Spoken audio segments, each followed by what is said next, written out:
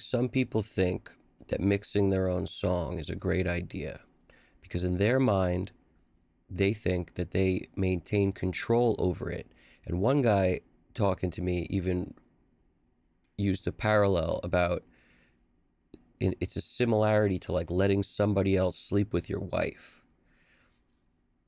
This is such a blatant misunderstanding, I think, of what it is that music really is. In order to really make great music, you actually have to give over control of everything. You have to sort of give yourself to this idea that what you're creating has a life of its own. The moment you try to hold it too tightly by being too focused on something, you actually create a problem that didn't exist before. And by fixing problems that don't exist, you wind up taking the life out of things rather than letting them breathe and live. Okay, so like a good example that I could think of is trying to be your own dentist. Even the best dentist in the world can't be his own dentist. Why? Because he can't see what's going on to be able to do what he would do at the level that it could be done when he's working on somebody else and he's the best dentist in the world. He can't do that on himself. It's just not possible. By trying to be your own dentist, sure, you can knock a tooth out. Sure, you could do hammer stuff where you just, get rid of stuff. But you're never going to have as nice of a set of teeth as you would if you went to a dentist who knew what he was doing and worked on your teeth. By you trying to maintain control of your every part of the project, meaning you're the artist, you're the guy who wrote the song, you're the person who recorded it, you're also the guy who's mixing it. By trying to do all that, what you're really doing is you're squandering your work from ever being able to connect with people. I knew somebody in my life who was extremely close to the vest with everything they ever did. They needed to maintain control over everything. They needed to literally never let someone else control the narrative at the sake of everyone around them, whether this meant lying about whatever it was that they were doing. It could be anything, literally. They would have to control the situation, the narrative. Do you know what this does to people? Because I know this firsthand. It pushes everyone away. That's what it does. I witnessed this happen with this person, okay? It pushes everyone away. It's the same, and that's, you got to liken this to music and your art. What you're doing by trying to control it completely is you're pushing everyone away from ever connecting with it because your perspective is too zoomed in. You could never have objective perspective of what something sounds like when you know where all the bodies are buried and it's your baby. You're too close to it. You can't see the issues. All you hear is your errors here. All you hear is your mistake you made there. All you hear is your fight you had with the bass player before he played the part. You're so deep. You're way too deep that you zooming out to a point where it can actually be heard from a listener's perspective is near impossible. That's why when you think about the amazing work that we love today, like just throughout history, throughout time, a lot of this has been because the artist and the band had to relinquish control.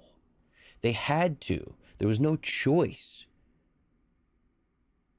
Before there were independent labels, when there were only major labels and there was a producer hired, like the band didn't have all the control that you have in your own room, working on your own stuff 100 times. And sometimes, in my opinion, that was helpful.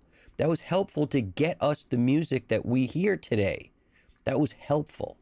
And that's why pros today still put their trust in producers to work on their stuff.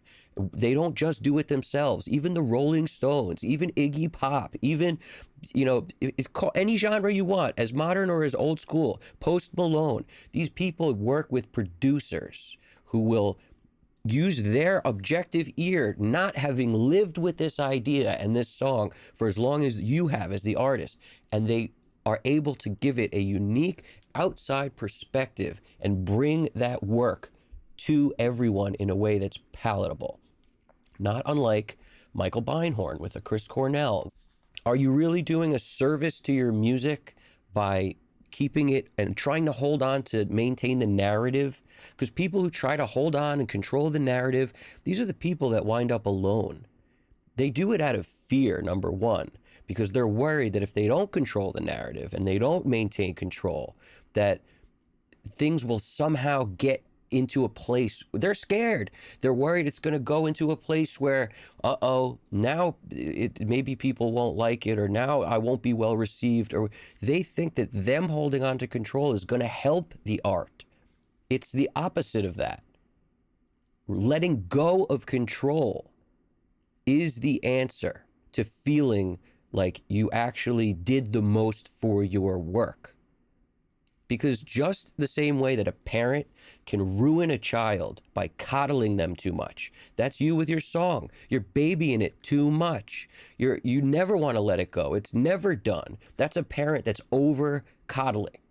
That's destructive to a child. The same way that someone who doesn't care at all would be destructive. Both of those are destructive. If you're too coddling with your music, it's going to suck. If you just rush it out, it's going to suck. It's not like you should take every song and bring it to me or anybody else and have it mixed. That's not what it is. The song needs to be done. You need to feel like you put everything you could into making that song great.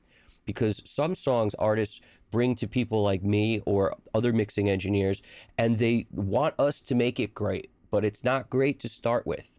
They need us to do something to make them happy. They should be happy when they give it to me. They should be happy when they give it to any mixing engineer, because if the song isn't there, you can't rely on other people to put it there.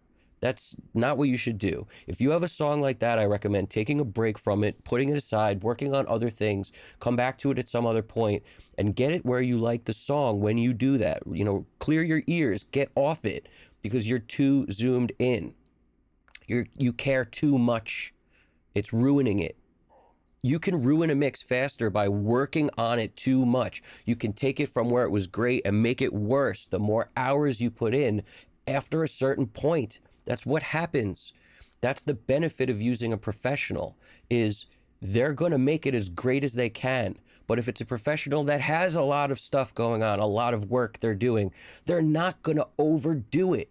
One of the best quotes I ever heard was Brendan O'Brien talking about how, he would have Stone Temple Pilots in the studio, or anyone else, and his concept, he's got so few interviews out there, and I've mentioned this before, and I'll link to a video on Brendan that I made at the end, just because I think if people don't know who Brendan O'Brien is, or don't realize he's the forgotten man in music, like, where is he? Why can't we talk to him? Where's his interviews? Why can't we? I want more info from his brain, because that dude was the man. All right, but let's say this for a second. One of the best things he ever said that I heard in the short amount of interview minutes that I've heard from him was, he would say to bands, like, we got to get this done quickly, because if not, I lose interest. I get bored. And then once he gets bored, and what he's basically saying is he refuses to overcook things because he knows they will start to suck. He's saying that. He's saying that without saying that. What he's saying is, when he's interested, when it's moving, when the flow, when the momentum is there, when the progress is there, that's how he did all these records that we love. They were quickly done. They were in and out of the studio. The mix was done and done and done. He was never stressing like you probably are for weeks at a time, running to the car, running back, running to the car, running back 100 times, 50 times, whatever, even if it's 10 times, it's too much. Like, because the only reason you're even doing that is because you're not at the level you need to be able to really get it where it needs to be. That's why you're doing that. And this is the destructive thing, is that when people will often think, well, I have too much stuff, so there's no way I could afford to get everything mixed or whatever. So pick the stuff that's great. Give yourself a chance. And I'm literally to also saying, don't send stuff in to be worked on unless you think it's great. Not saying you need to send everything you've ever done in and spend your fortune, you know, anything you have on it. I'm not saying that. I'm saying the stuff that's great, if it's really great, give it a chance. Give it a chance by letting go, by relinquishing control. Because that's actually how you achieve freedom. Freedom for yourself, freedom for your art, it's the same thing. That's actually how you get the thing to be where it needs to be, by realizing you don't know everything, and by realizing there's other people out there who may be able to hear what you can't. If you just discount all this stuff, what are you doing? You don't have the best interest of your art in mind. You have control in mind. And I can tell you, like I told you, from experience, I know a person who wanted control more than anything and wound up alone. You don't want that. Trust me. Not for your art. Not if it's great. If it's great, let it be. Let it breathe. Let it live. Let it become what it could become without you squandering it. And choose your tracks wisely. Because like I said, you can't fix everything. That's it for today. I'm going to link to that other video. If you liked it, do me a favor. Throw a like, throw a subscribe, do something. I appreciate all the comments. We'll talk about this later. I know everyone's going to say that, you know, it's easy for a guy to say who's in the business of working on stuff. Let me also add, I believe that when I work on my own stuff, that's the worst my music ever is, typically. Because I realize that I'm too close to it. I realize that when I know where the freaking bodies are buried, there's not a chance in hell I have objective perspective. And the way I try to achieve it is by letting that song sit without thinking about it in the back burner for a long time after I'm done with it. Then I try to maintain and bring it up and like it's a new song. But guess what? It's never a new song. I know exactly, all the problems come rushing back. That's the curse of a great memory. Can't help it. But that's also why my own stuff suffers. I can never give my own stuff what it should have. So this is just my own experience, guys. All right. I've been doing this a long time, so I feel like this experience is probably one that's shared by other people, whether they admit it or not, you know. But I think if money wasn't an object, everyone would see the logic here, you know. But because it obviously is, then, you know, they don't, or whatever. But there's companies out there that will do samples, that will give you a sample of something for a little bit so you could hear if it's worth it. And it's amazing to me how many people are reluctant to even let go of control that much. It's amazing to me, to be honest with you. But that's how it is. So you guys got this. Evan Jaffe, Custom Cut Studios. Talk to you soon.